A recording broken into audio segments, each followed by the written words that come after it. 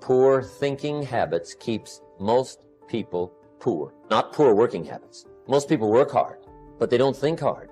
The mind is like a factory, a mental factory. And whatever you think about all day long pours ingredients into this mental factory. Don't let anybody just dump anything they want to in your mental factory, because you've got to live with the results. Everything starts with thought. So you must be wise and careful what you think about, because that starts everything. Let me give you a good question to write down. Where are my thoughts taking me? These are some of the things you want to make sure of. You might be able to be casual about some things, but here's some things not to be casual about. Words nourish the mind. Words give life. What a man reads pours massive ingredients into his mental factory, and the fabric of his life is built from those ingredients. Here's number one. It needs to be nourished. Needs to be fed. Humans also need words. Words nourish the mind. Words give life. Words create insight. Because there's more than one way to see. If we see with our eyes, we call that sight. But there's another way to see called insight. That's why we come, gather for a couple of days, attend the classes, go to the training, read the books, do all the stuff, is to develop more insight.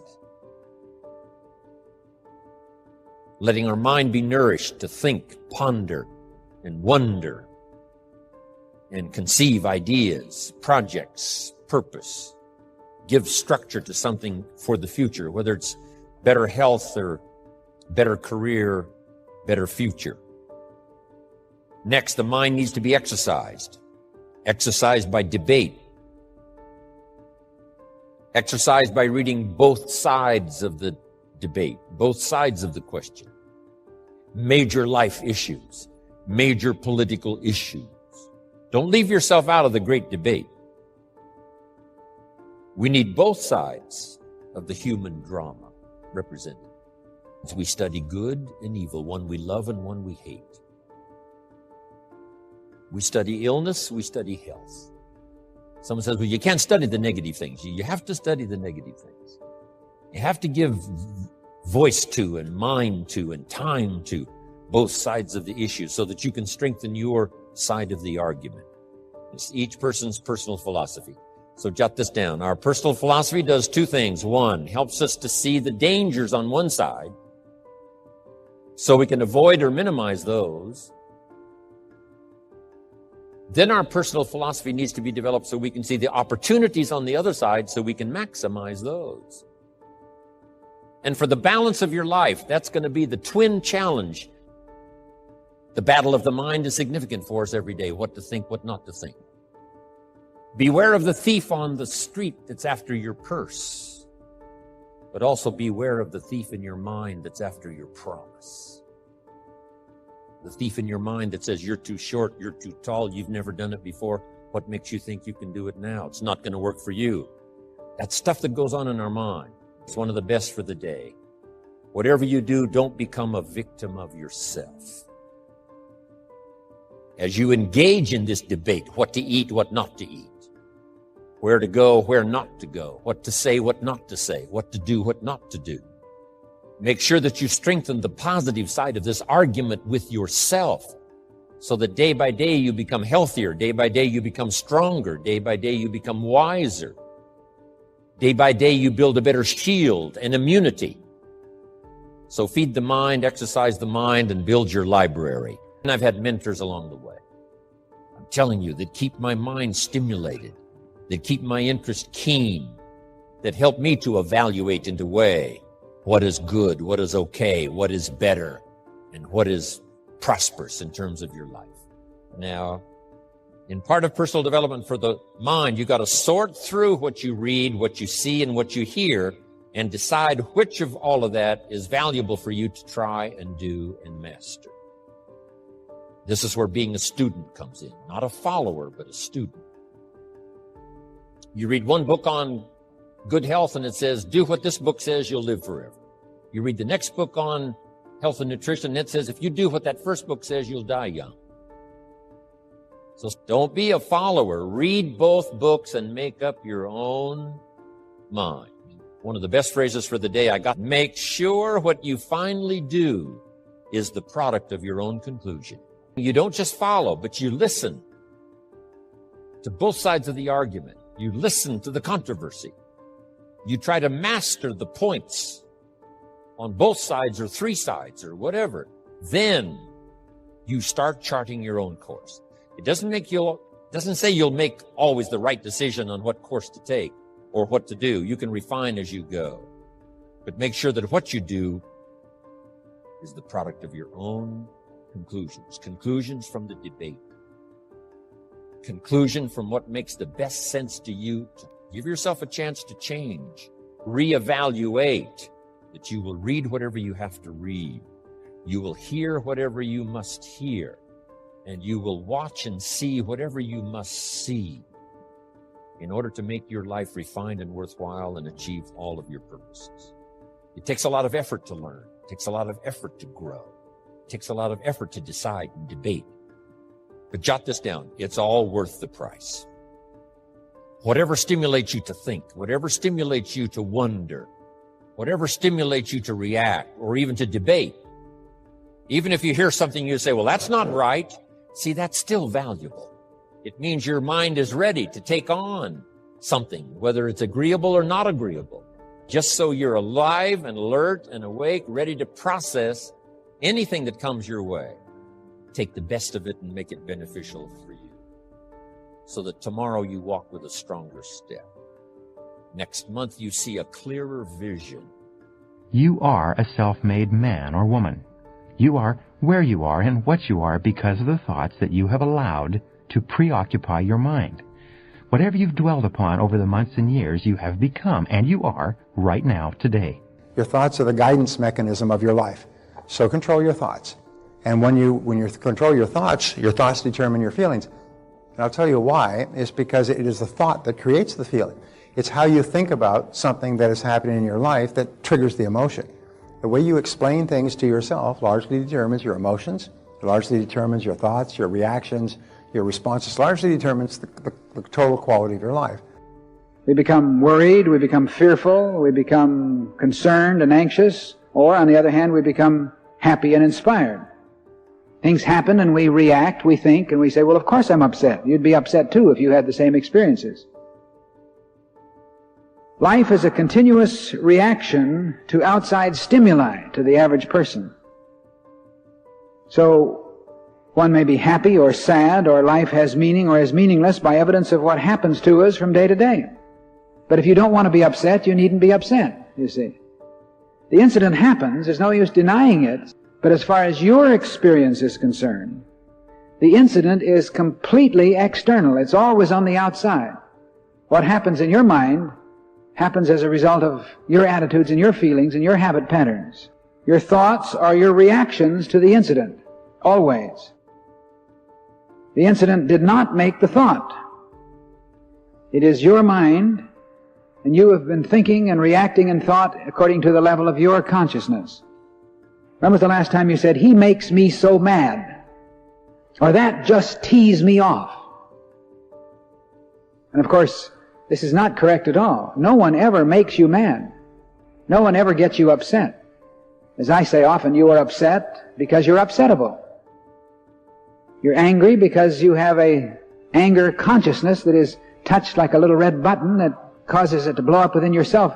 But the anger is already within. Someone says something about you that you don't like. Someone behaves towards you in a way that you find offensive. Somebody does something or says something to you that you feel hurt by. And out of you comes anger, hatred, bitterness, tension, fear, anxiety, stress. And immediately you say, the reason that comes out of me is because of how he said it, or the way that she said that, or because they did that. But the truth is, the reality is, that what comes out is what's inside. So you react in thinking to the level, according to the level of your attitudes, according to your consciousness. Some of us are completely unaware of the fact that we have the power to control the kind of thoughts that run rampant in our minds. To realize that it is your mind Therefore, you have to ask yourself the question from time to time. When you find yourself terribly upset or concerned or anxious or worried about something that's happened, take a good look in yourself and ask yourself this one question. Why do I allow people or experiences or things to determine how I'm going to think or feel or act? In the same way, we're susceptible to the programming of mass media that is designed especially to control and influence thought simply because we've allowed ourselves to react. We are led into a life that is not really our own at all. We don't live our lives. We live lives that are conditioned by outside stimuli.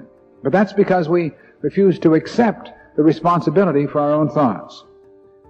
So the very first step in this process that we're calling the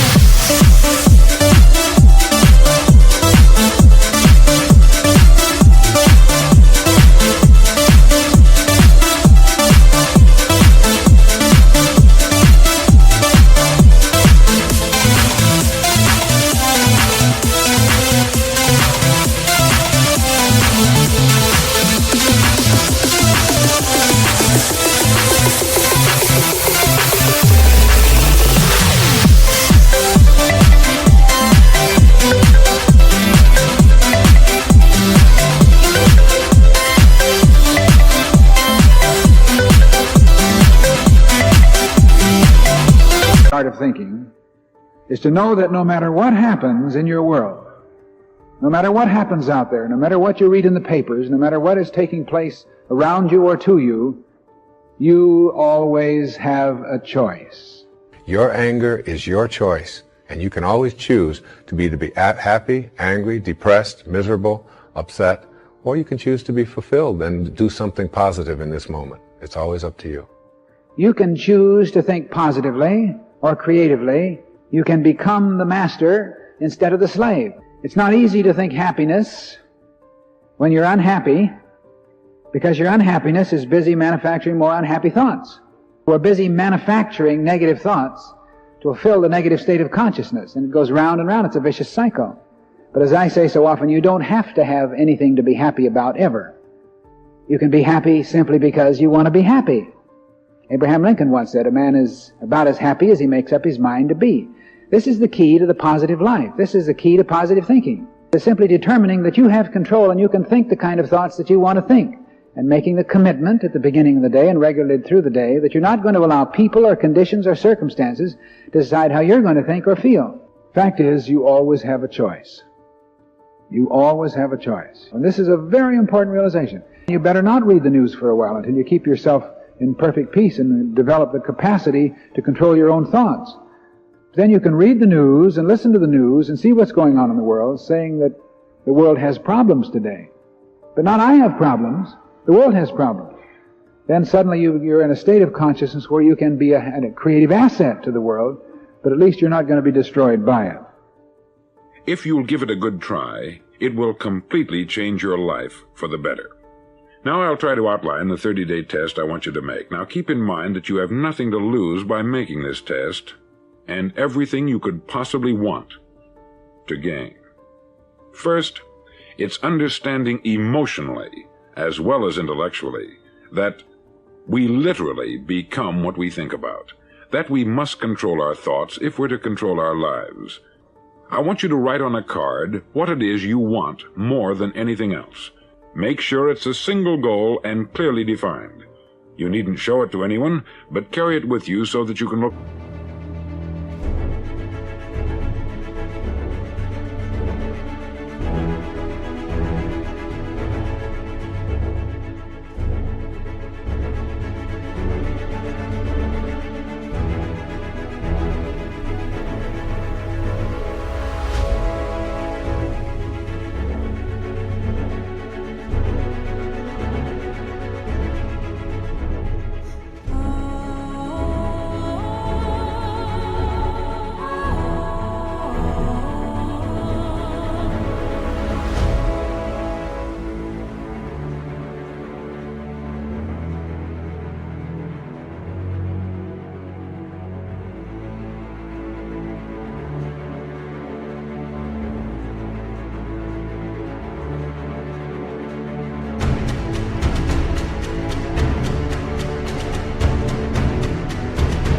at it several times a day. Think about it in a cheerful, relaxed, positive way each morning when you get up, and immediately you have something to work for, something to get out of bed for, something to live for.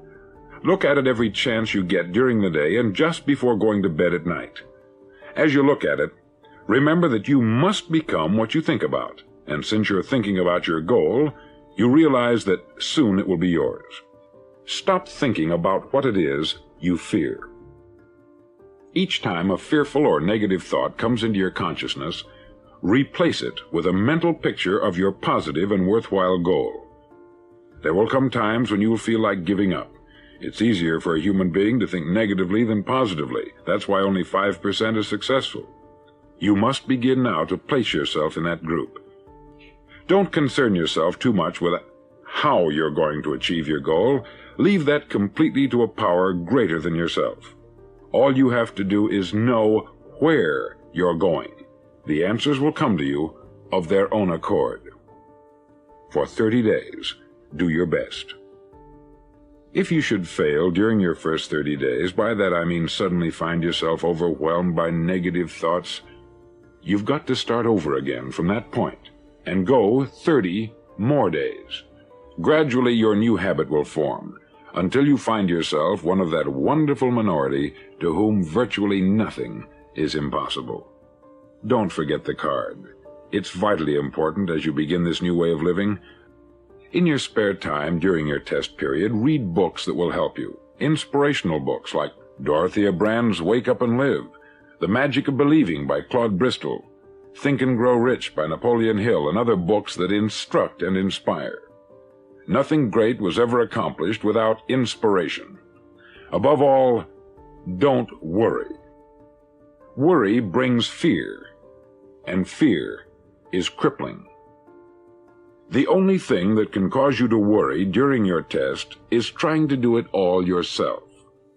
Know that all you have to do is hold your goal before you.